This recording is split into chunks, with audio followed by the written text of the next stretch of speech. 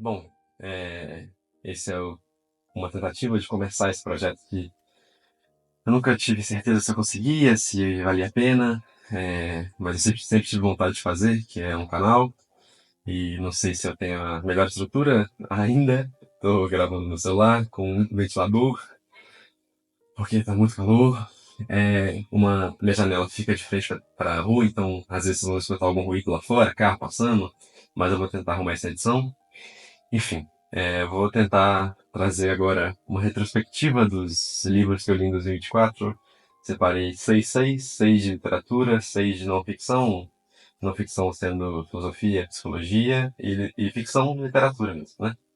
Enfim, vamos começar pela literatura. E o primeiro da lista é Frankenstein, clássico, da Mary Shelley.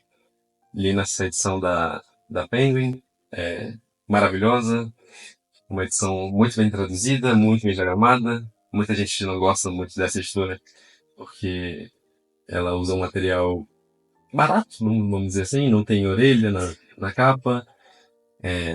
Enfim, é um livro molinho, mas eu gosto, acho confortável de ler.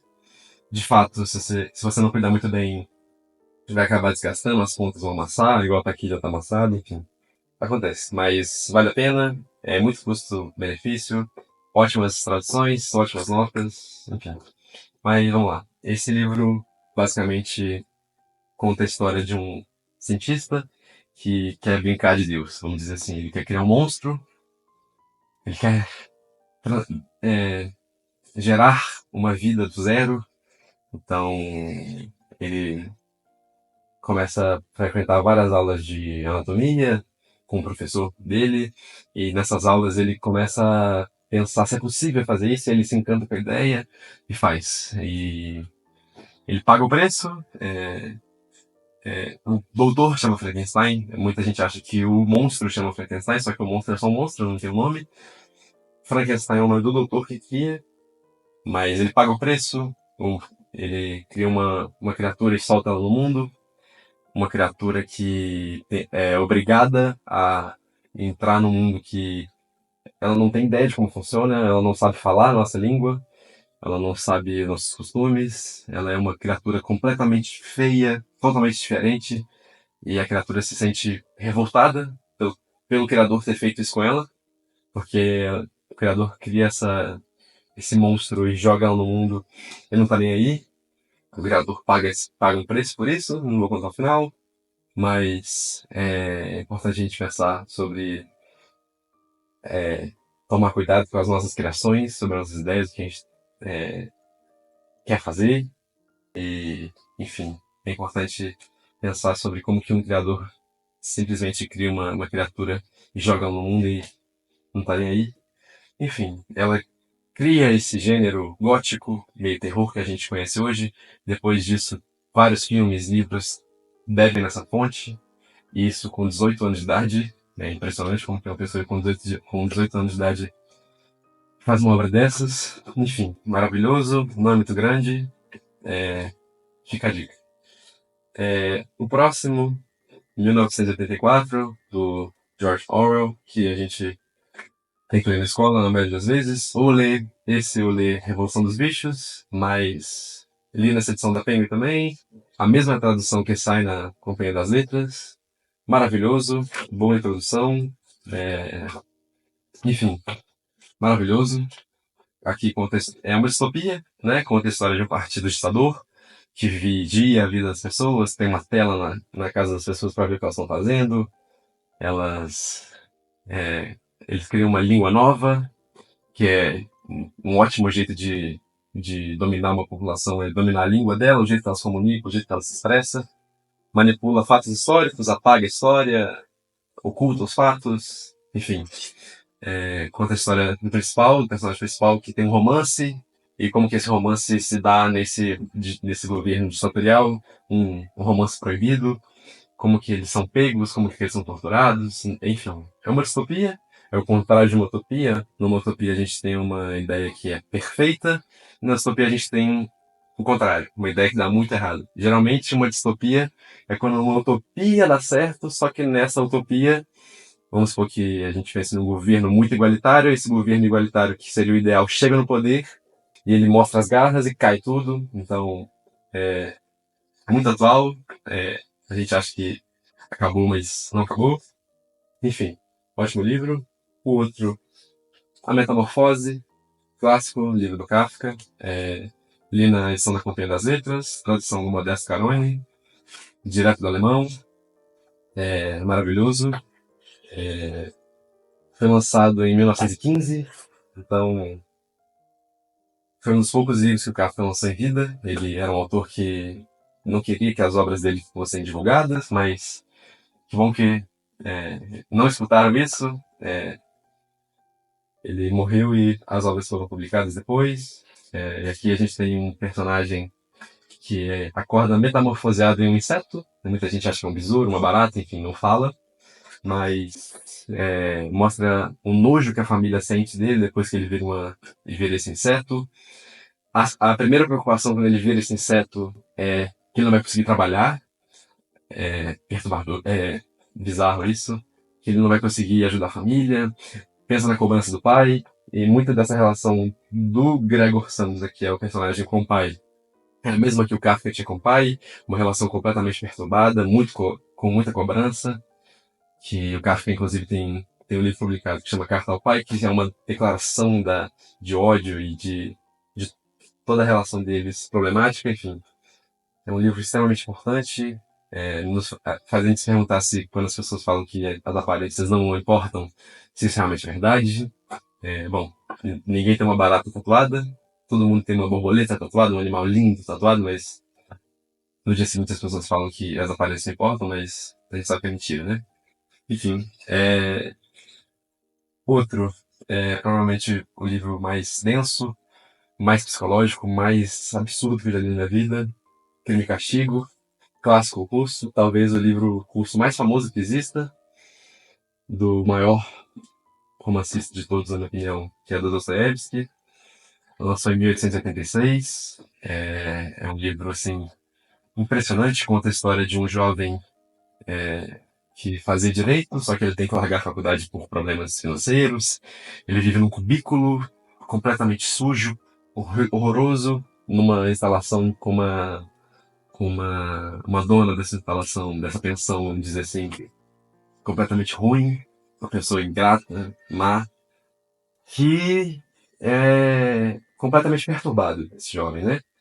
E, basicamente, ele tem ideias muito cruéis, que a gente pode pensar assim hoje em dia. Ele pensa que algumas pessoas tão insignificantes que elas são e tão horríveis que elas são, elas merecem o extermínio, né? E ele chega a concretizar essa ideia com uma senhora que ela penhora as coisas, é como se fosse uma agiota, vamos dizer assim. Ela penhora as coisas em troca de dinheiro, e só que ela é uma pessoa que cobra juros abusivos, uma senhora má com as pessoas, e ele tem a brilhante ideia de assassinar essa senhora e, consequentemente, ele tem que assassinar a irmã dela, porque a irmã dela vê ele fazendo isso, e isso acontece. Isso não é nem um spoiler absurdo, porque é literalmente a sinopse do livro, mas o livro, 90% dele é pela dramatização da culpa,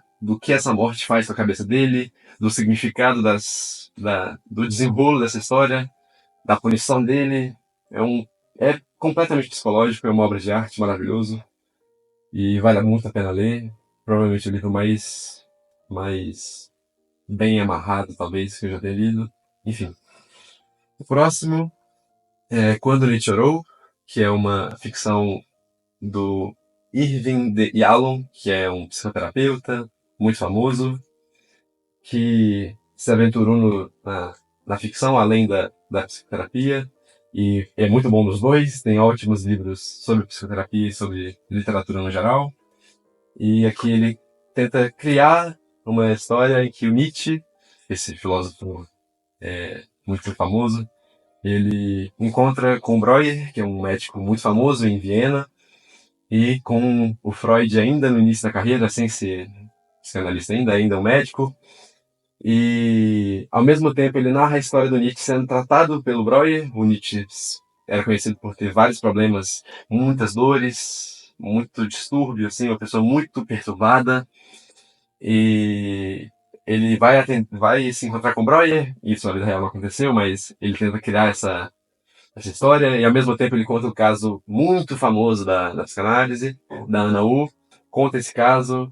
Então é um livro que tenta imaginar como seria o Nietzsche encontrando com um médico, o Nietzsche já devaneando sobre as filosofias de vida dele, ao mesmo tempo conta o início da psicanálise, é, é interessante demais, mesmo que não seja a proposta do livro, ele conta isso, fala muito sobre o início do Freud, sobre o Breuer, sobre a relação dele com a Ana U, que é a paciente, enfim, é um romance completamente assim psicoterapêutico, mas fala muito sobre a filosofia do Nietzsche, várias passagens maravilhosas, e é um jeito da gente poder imaginar como que era o Nietzsche. O autor, acho que ele consegue fazer um Nietzsche muito parecido com o que está no nosso imaginário, as conversas, o jeito que ele conversa, enfim, maravilhoso. É grandinho, foi lançado em 1992, enfim, muito bom. O próximo não está aqui comigo, mas é O Retrato de Dorian Gray, foi lançado em 1890, se não me falha a memória, escrito pelo Oscar Wilde. E, enfim, é um livro maravilhoso, fala sobre um jovem que não tem noção do poder que a beleza tem, é um jovem puro, só que ele se encontra com o Lord Henry, que é como se fosse a representação da luxúria da sociedade. O Lord Henry coloca na cabeça do Dorian que ele tem um poder inimaginável pela beleza dele, pela juventude, e é como se o Dorian fosse atraído para esse mundo do prazer, do hedonismo, enfim, e mostra esse decaimento de um jovem puro para um jovem que se perde nesse mundo do prazer, do luxo, da arrogância. E cada personagem aqui representa uma parte da moral, é maravilhoso. E o título O Retrato de Dorian Gray tem literalmente a ver com uma tela, que é essencialmente importante para essa obra, é muito importante. O final é maravilhoso, eu acho que é a obra que eu mais refleti, que eu li, que mais me fez pensar. Então é maravilhoso, vale super a pena. Eu li na edição da Via Leitura, só que tem a edição da Biblioteca Azul, que se eu não me engano é a melhor que tem no português, que ela é completamente sem censura, que foi um texto muito censurado na época. E tem a edição da Penguin também. As três são muito boas, enfim, fica a dica. Agora a gente vai passar para os livros de não ficção. Bom, agora a gente vai para a parte de não ficção e vamos lá. Primeira é essa obra da Elisabeth Roudinesco, que é uma psicanalista muito famosa, já fez biografia do Freud, já fez biografia do Lacan, e é O Inconsciente Explicado ao Meu Neto. Eu li dessa editora, da editora Unesp, e assim, é um livro muito fininho, muito tranquilo, e é literalmente ela explicando conceitos básicos da psicanálise sobre a mente humana para crianças, para o neto, para algumas crianças, enfim, as crianças perguntam e ela responde. É um livro super interessante para a introdução, mesmo que você só queira saber mais sobre a mente humana, enfim, muito, muito fácil de ler, muito interessante por essa aproximação com crianças, muito tranquilo. Ele foi lançado em 2015 e eu acho que ele foi traduzido para o português em 2019. Não tenho a informação de quem traduziu. Enfim, muito bom. Vamos lá. Aqui a gente tem Ciência Pouco é Bobagem, porque a psicanálise não é precisa de ciência. Esse livro aqui nasce com a proposta do Dunker e do Gilson Yanini. Dunker, um psicanalista muito famoso da USP, e o Gilson da UFMG. Eles respondem uma dupla de divulgadores científicos aqui do Brasil, que é a Natália Pasternak e o Orsi, que é um casal. Eles defendem as ciências baseadas em evidência, e eles afirmam que a psicanálise não é. Eles fazem livro criticando várias áreas que eles consideram pseudociência, como a acupuntura, enfim. Esse livro aqui é uma resposta com artigos científicos, de evidências, de experiências, de de aplicações técnicas, de artigos que provam que não é bem assim, que é um absurdo falar que é pseudociência, porque parece que hoje em dia as pessoas consideram que só existe um tipo de ciência ou uma ciência, e essa ciência acaba virando uma religião. Tudo que a ciência prega que não é para acontecer, que é para ter um debate, que é para ter diferentes pontos de vistas, uma conversa, chega um ponto que parece que eles fazem o contrário, vira uma religião e se não for do jeito que eu quero, não funciona. Enfim, eu acho um absurdo, mas vale a leitura, é importante para desmistificar não só pela psicanálise, sobre qualquer pseudociência, para a gente entender o que é ciência, é muito importante. Foi lançado no ano passado. O Existencialismo é o Humanismo, do Sartre, uma obra clássica do existencialismo, como que eu posso falar, um seminário, uma palestra do Sartre, transcrita, dele explicando o conceito do existencialismo dele, sobre as escolhas, uma máxima dele que até quando você não escolhe, você é uma escolha, a importância das escolhas, as responsabilidades que as escolhas trazem, o quanto que o ser humano é condenado a ser livre, enfim, vários conceitos básicos do existencialismo que ele traz aqui, e acho muito importante, facinho de ler, tem 70 páginas, 60 páginas, muito curtinho, muito interessante. Foi lançado em 1946, se eu não me engano, a primeira vez. Assim falou Zaratustra, do Nietzsche, meu filósofo preferido. Essa edição que eu tenho é uma edição de uma editora muito barata, muito popular, assim, que é da editora Pé da Letra. Enfim, não é uma tradução muito boa.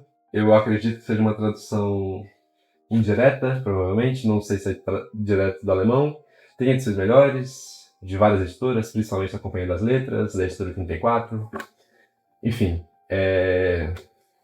aqui é um livro de aforismos. Conta a história do Zaratustra, que seria um personagem que ele se isola da sociedade numa colina, por exemplo, numa montanha, e depois de 2 anos, ele volta e começa a passar a filosofia dele para as pessoas.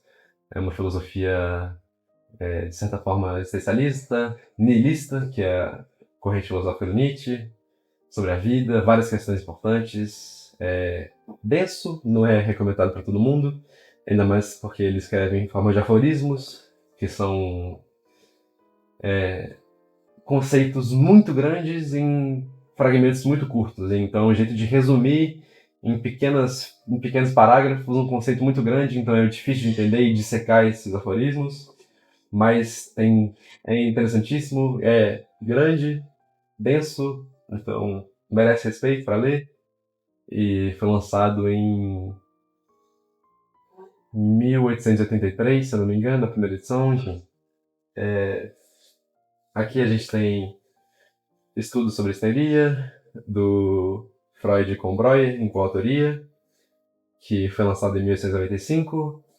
Aqui conta a história de como eles revolucionaram a história da psicoterapia, como eles mudam o conceito de histeria, que antigamente era um conceito relacionado a um deslocamento de útero, que a histeria deriva de uma palavra grega que significava útero, e aqui eles começam a entender e ver que a histeria, muito pelo caso da Ana U, que aparece no Quando Nietzsche Chorou também, se trata de uma cisão de consciência para um lado da mente que até então era desconhecido, que seria o inconsciente, que já era citado no século XIX, foi um conceito muito importante, sempre foi citado nas obras literárias. O Nietzsche era uma pessoa que citava isso, mas o Freud e o Breuer são as primeiras pessoas assim, a considerar esse inconsciente como uma parte separada da mente e dissecar as funcionalidades, o que significa isso, qual que é a função dele na mente, enfim. Eles começam a caracterizar a histeria como uma psicopatologia que significava que era uma neurose, que tinha a ver com afetos, memórias reprimidas no inconsciente, e quando, pela repressão e por não conseguir falar sobre sofrimento, sobre sentimentos. Essa repressão se manifestava em forma de dor física, então diversos pacientes tinham paralisia, tremores, perda de visão, enfim.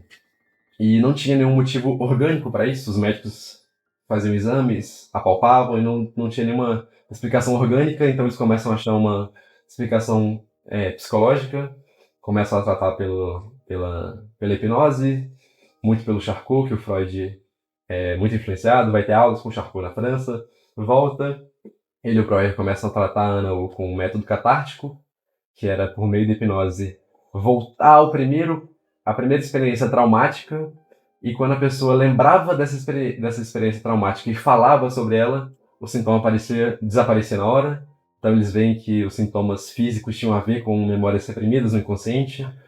Hoje em dia, muita gente não acredita se existe ou não inconsciente, enfim, essa é outra discussão.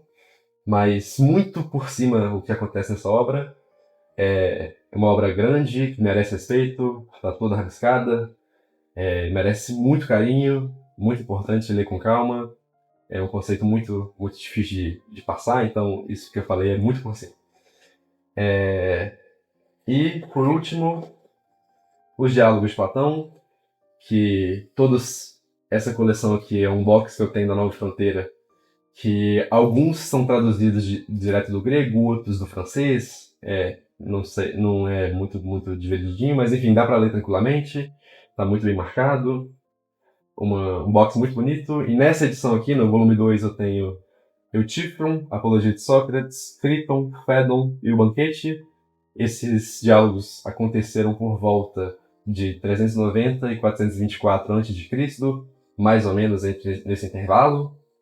E aqui tem vários diálogos que o Platão narra, diálogos do Sócrates, na verdade, e a maioria dos assuntos são a imortalidade da alma, sobre amor, sobre ética, sobre deuses, sobre a importância da vida. A Apologia de Sócrates, acho que é o mais famoso, que é o discurso que o Sócrates faz quando ele é julgado e condenado à morte, por desviar os jovens e não acreditar nos deuses da polis grega.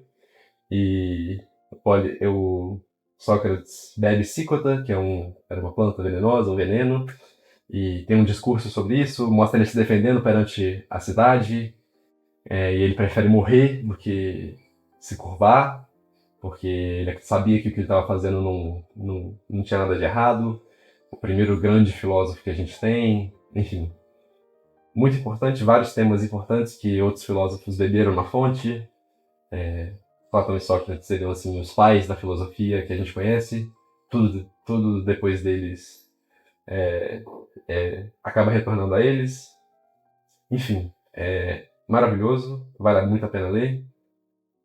Merece respeito também, uma leitura difícil, mas enfim. Acho que deu pra ver que foi um ano recheado de coisas boas. Acho que já foram mais de 50 livros esse ano, mas tentei separar os melhores e mostrar para vocês, tentar pincelar por cima assim, como que se deu essa leitura e tentar instigar a curiosidade. Tudo que eu falei aqui são um resumo do resumo do resumo. Tem muito mais coisa importante para falar, mas aí é um vídeo muito maior. E é isso. Espero que essa primeira tentativa tenha valido a pena, tenha sido proveitoso e quem sabe eu continuo com isso aqui e é legal. Espero que vocês tenham gostado e abraço.